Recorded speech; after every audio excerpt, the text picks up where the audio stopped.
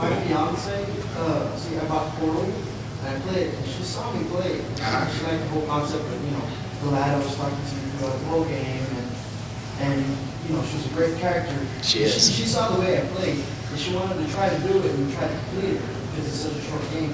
But even though she saw me go through it a couple times, she still did it. She hated it. Well, different games for different people too.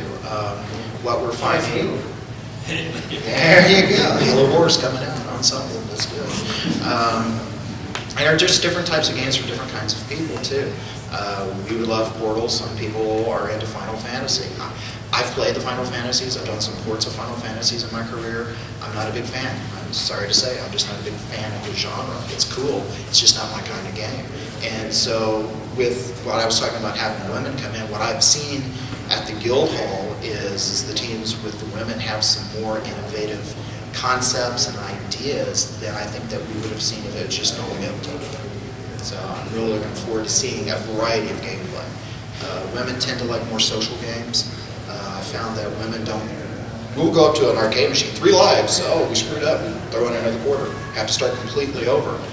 We are finding that women don't mind setbacks for failure, but they don't have to completely start over. And so we're starting to see games get this kind of gameplay mentality built into them more and more, where you're set back, but you're not complete failure.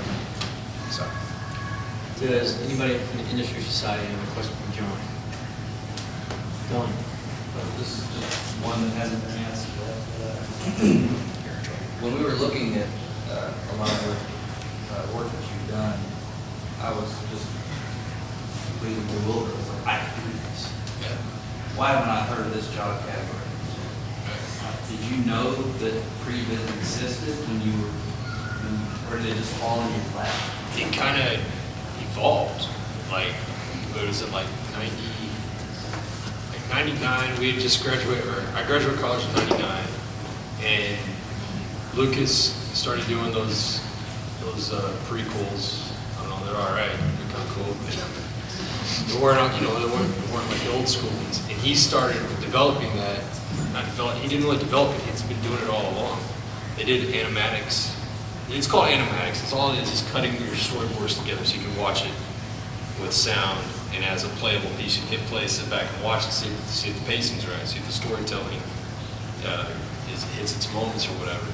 So it's always kind of been there, but because I used to animate as well, and when you had to like do everything, because when you set up a scene like that in your small team, you build the light res character, right? And then you build the high res character underneath that. So it's 2 characters in one, like a little action figure, right? And you just basically hide the high res and you animate your scene out. He's all like, he's like, real simple. And that part right there, where the simple form of stuff, kind of we're like, why don't we just start wording stuff out from this, or start planning out camera moves from this? That's where it started kind of growing, because you have the animator, in a small team, you block out that, and it's in a simple form, and then you'd have to come back the next day, okay, now do it for real, and detail that whole thing out.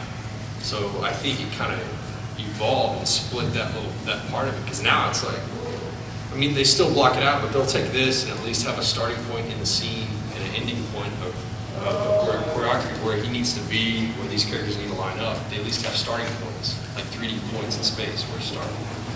So it's always, that job has always been there. It's just been kind of obscured, and it's always been involved with like storyboards and pre-production and like planning. It's always, but the cool part came out, like I would say, like 99 or 2000 is when pre-biz started becoming really popular. Don is, I've had 2 semesters in his stories. He's very good at storytelling, which is a very important aspect of this industry. But a lot of the things that you're doing, Don, it's going to feel very natural for you, especially your flash animation. That's another tool. It might as well be XSI or Maya. You're using your art, you're creating, 2D, you're scanning and drawings that you're doing sometimes, and making them move and telling a story. That's essentially what he's doing. Samurai Jack, like the Clone Wars, that style that Candy's got. It's like, those are so simple, but just the strong holds and like maybe like the hair blowing in the wind. It's like that's all you need to sell that he just wiped out like a team of bad guys, or he's about to go into like the most dangerous place. It's like those little. It doesn't take much, and it doesn't take much to read that. It's what it is, and it's like real simple shapes and like two eyes and like some blowing hair. It's done its part. You explain the story. So. Have you messed with any with like 3D or like strictly Flash or? Well, Flash is my company. Yeah. I got more experience with starting working with 3D stuff. Still a Yeah. little content with it. But hey, that's what I just keep learning. It'll get in his blood, trust me. Yeah. Once you start seeing something you've done, it's over. Cool. Very cool. But Noah, let's go down. Yeah. Did you have to do with any sort of scripting or programming in your career? Nope. I was playing baseball in college before I got into all this, and I'd always drawn on the side. And Texas A&M had the Viz Lab, and I was like, that's cool, because they actually had I think a cut of like Softimage 3.4, some old Softimage programs, it's 3D software, and you had to have like calculus and trigonometry and another year of something just to even get in, and I was like, I was like, I don't do that. It's like, that's not me. I'm just not the math part. I mean, I can do a lot of other stuff, but that part I was like, nope. So I didn't have to learn any of it.